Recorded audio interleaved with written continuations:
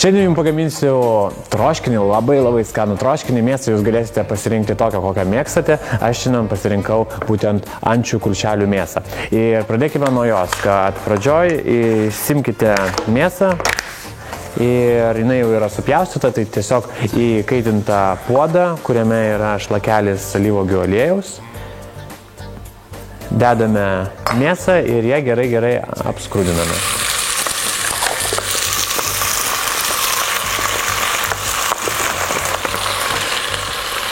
Taip, ir maišant apkepame iš visų pusių, kad apskrustų.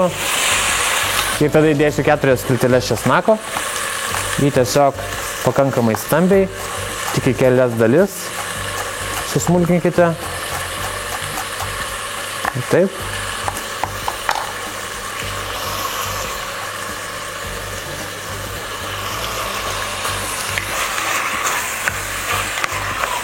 Tuo metu, kol ančių mėsa kepa, aš papasakosiu apie abrikosus. Galite naudoti džiovintas slyvas ir abrikosus. Aš naudosiu abrikosus, nes jie patvaresni, jeigu galima taip išsireikšti. Ir tuo metu, kol troškinsis, neištiš, kaip dažnai būna su slyvom.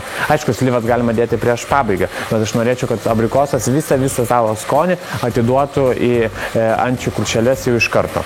Ir tada, kai tik tai apskrunda mėsa, mes ją apibarstome kajano pipirais. Reikės gero kupino šaukšto, kad troškinys būtų ne tik labai kvapnus, bet ir aštrokas.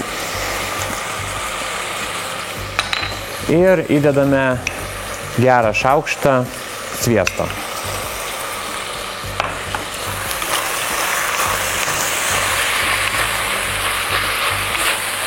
Taip, kaip jau apskrunda mūsų mėsa, galima dėti tiesiog abrikosus. Nereikia jos smulkinti, tiesiog beriame taip, gerą saują abrikosų.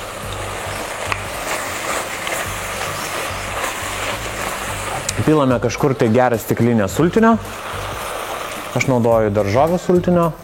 Viską uždengsime ir troškinsime apie 25 minutės.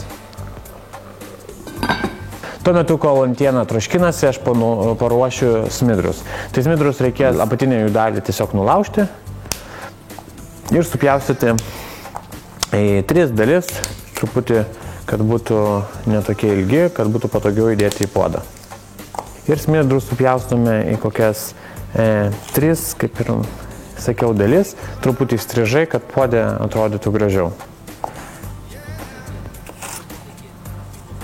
Ir svarbiausia smidrus nepervirti ir neperkepti. Todėl tik tai paskutiniu momentu aš įdėsiu juos į troškinį, kad gerai juos nuplykyti ir galima bus jau valgyti, nes ir šiaip galime juos valgyti beveik žalius.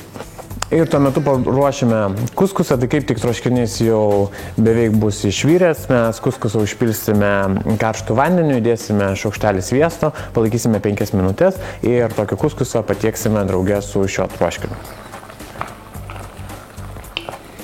Troškinys beveik išvirė ir likus tik 5 minutėm iki troškinio pabaigos virimo aš įdėsiu šparagus. Tiesiog ant troškinio viršaus dedu šparagus, uždengiu puodą dar 5 minutės. Bam. Ir tada jau ant karšto kuskuso serviruosiu šį troškinį ir viską papuošiu arba šviežiomis mėtomis, kurios puikiai tiks tiek prie mėsos, tiek prie kuskuso arba kalendromis. Ir dabar labai svarbi akimirka, tai yra serviravimas. Tiesiog į lėkštę beriu kuskusą, padarysiu vieną didelę porciją 2 žmonėm. Štai tai beriam kuskusą, truputį vidury paliekame vietos labiau troškinį ir atidarom puodą ir čia ateikit čia, pažiūrėkite, kokie gražus šparagai ir jie dar yra visiškai nepervirti. Mėsa, kurį mes irgi dedame štai čia. Taip. Ir puikiai abrikosai tinkantis su šparagais. Galėtų būti tikrai bičiuliai. Tikrai ne giminės, bet pasibičiuliauti patiekale tikrai jiem puikiai sekasi. Ir dabar keletą kalendrų arba mėtų ką jau turite savo šiltnamyje, ant viršaus apibarstykite ir kvieskite draugus puikiai vakarieniai arba šeštadienio arba sekmadienio pietums. Tad visiems skanaus ir iki pasimatymo kitoj laidoj.